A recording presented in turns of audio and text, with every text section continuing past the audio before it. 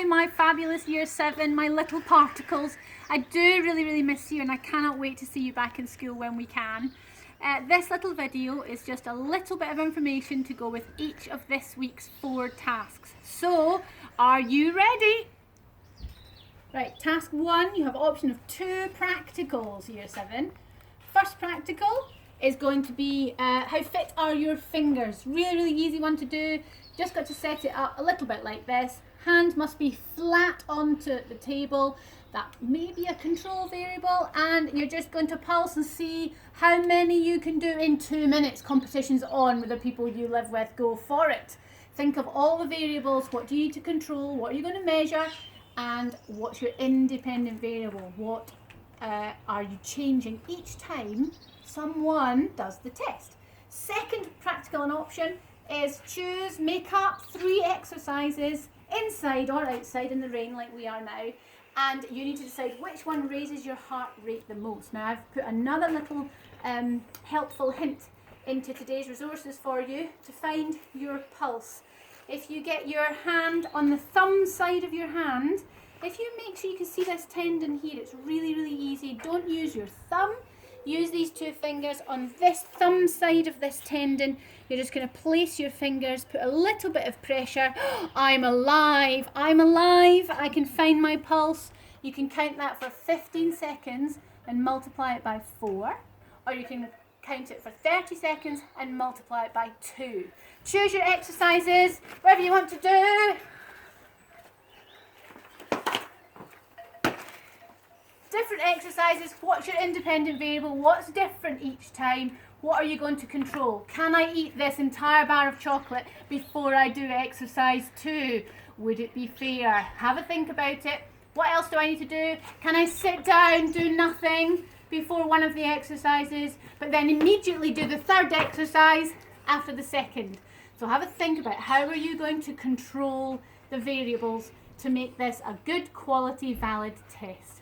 Good luck, my little particles. You've got this. Right, Year 7's little particles, task 2. So this is all really based on the piece of information I've asked you to read about William Harvey. But there was lots and lots of scientists who discovered all about our amazing human body. They did think some weird stuff. If you had a headache, drill into your skull, that'll make it all better. I'm glad we don't do that now. Leeches onto your skin to suck out your blood. If you had a fever, just cut somewhere, let all the blood drain out, you'll all be better. Interestingly, some of the things we do today, eating garlic and onions and honey, that's a natural antibacterial. All these things we have found out to help, which is really useful. Lots of the other things though, we've learned that all of these organs and the way the body works, we know much more now to help us when we need to. So let's come and take a closer look at our lovely body. So we've got various things going on in here. We've got a digestive system, as well as we've got the female reproductive system down here. If we take a look at the lungs, they're amazing organs. Every breath, they are for gas exchange. So oxygen is brought in, well, air, but 21% oxygen is brought into the lungs, and it passes from the lungs into the blood, which we'll come to later on.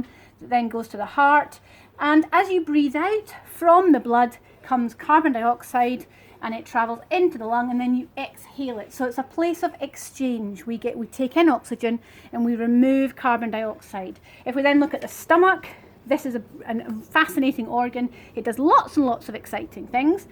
It digests specifically proteins. It mixes and churns the food with hydrochloric acid. Lovely. Check out the pH of hydrochloric acid. It's a really strong acid. It kills lots and lots of bacteria, so we want it to be really acidic. And it also helps to unfold those long protein chains so that the enzymes can come in and chop it all up and digest it. And then we have the liver, very big organ back here. It produces bile. It's the little gallbladder that releases the bile into the small intestine, and that helps to break up fats in our body. It also stores glycogen, which is a form of glucose, so it does lots of exciting things too. Have a look, read what William Harvey did. Good luck, my lovely particles. Okay, task 3, Year 7. 2 explanations. You can choose only one of them. First one, what's the impact of regular exercise on heart rate? Now, our heart sits about here. It's about the size of your fist. Everyone thinks it's to the left. It's really in the centre, but it's slightly rotated to the left. It's a muscle. It's a massive, massive, very, very powerful muscle. Like any of your muscles in your body, the more that you can exercise that, the stronger that muscle becomes. Now, the stronger the muscle becomes, the more blood it can pump every single heartbeat. And the more blood it pumps every single heartbeat, the less hard it has to work for all those activities that you want to do in your life. So if you think of your heart, you've got valves inside your heart, and each beat, ba-dum, ba-dum, ba-dum. That's the noise you hear. Stick your ear to someone's heart in your household, but tell them first. And you listen to the heart, and you'll hear that ba-dum, ba-dum. And this is the valves opening and closing. Now, the stronger your heart is, the more you've exercised it, the more you've worked that muscle, the more blood, every bud-dum, can be pumped out. So really powerful blood comes out, dum. And the stronger it is, the more you can put out each beat, which means your heart becomes really efficient, which means it has to beat less times to pump the same volume of blood. So that's part of that explanation. Investigate it, chat about it, research it, see what you can come up with. The second one was looking at the different types of blood vessels. Now, you have 3 different types of blood vessels. The first one is veins, the second one is arteries, the third one is capillaries. So veins are what we consider to be the bluish kind of things you can see on your body. They carry deoxygenated blood, so blood on its way back to the heart that has given away some of the oxygen it was carrying, and it's now carrying more carbon dioxide and other waste products as well. The blood vessels, the veins, are quite thin walls. They've got a big space inside. They're not very muscular. Unlike arteries, now arteries are strong, muscular, powerful vessels. They have thick muscular walls, a much smaller, what's called a lumen, the space in between, and they carry oxygenated blood around to different parts of the body. And then you have these little capillaries. They are tiny, tiny, tiny, tiny vessels that join up veins and arteries. Capillaries are only 1 cell thick. That means they're extremely thin, and they make it really, really, really easy for various nutrients and gases to pass through those walls to get to the muscles or come from the muscles when needed. So that's your different types of blood vessels.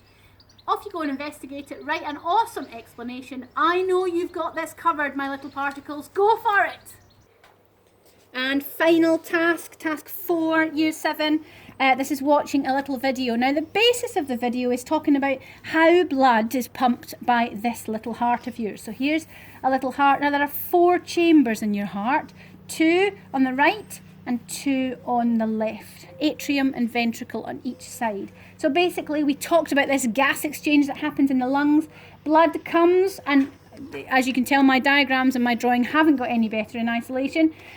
Blood comes from the lungs, it comes into the heart, into the first chamber, it gets pumped out of the second chamber, it comes down, and it goes to anything in your body. It could go to your arm if you were doing bench presses or waving at someone. It could go to your feet if you were running. It could go to your head and your brain if it was thinking or smiling. It then travels back, but it doesn't go straight to the lungs, because what it does, it goes back to the heart. It goes into the heart, it gets pumped out of the right side of the heart, back to the lungs, and then it passes again, drops off all that carbon dioxide, and it starts its journey all over again. But this time it's picked up lovely oxygen here. It's got oxygen here. It's dropped off, that's what's come in. It's dropped into the lungs, the carbon dioxide, and it makes its way back round, and this is called the figure of 8. Go and watch the video, make your own notes. Good luck! Right, year 7, this is a goodbye from me, and it's a goodbye from them, our little additions to our house. 3 little kittens. Oh, you're trying to say hi. Goodbye, year 7. Good luck. Email me with any problems. Bye-bye. That's biology right there for you. Yeah?